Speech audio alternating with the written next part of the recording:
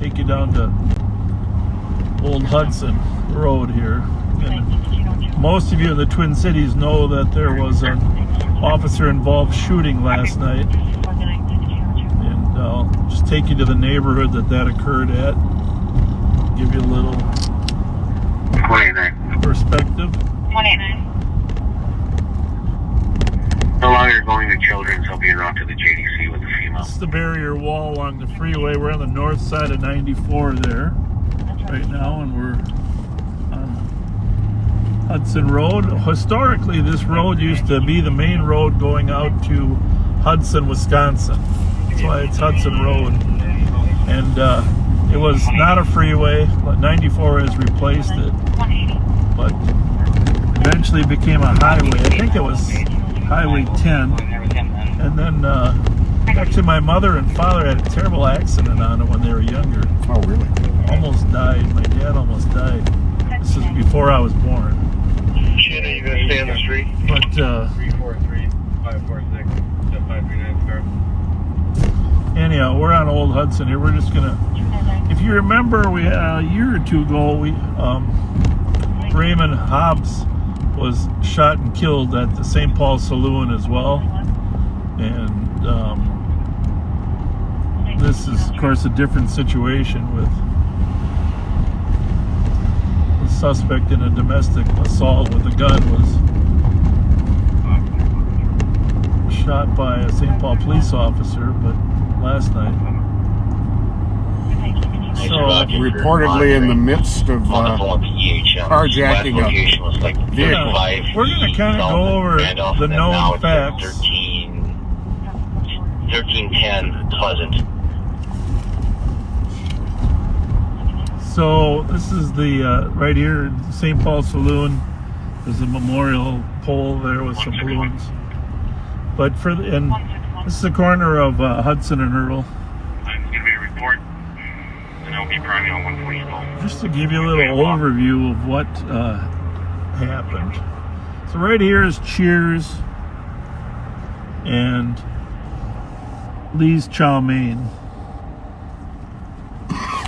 By the way, we've eaten at Lee's Chow Mein many times, and we've enjoyed some great fried rice there, right? Leo's is a East Side staple. Leo's Chow Mein.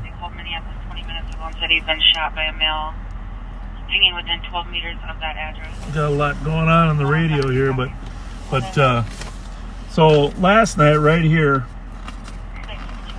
in the vicinity of Leo's Chow Mein, a woman calls 911 at 6:10 p.m. A woman calls 911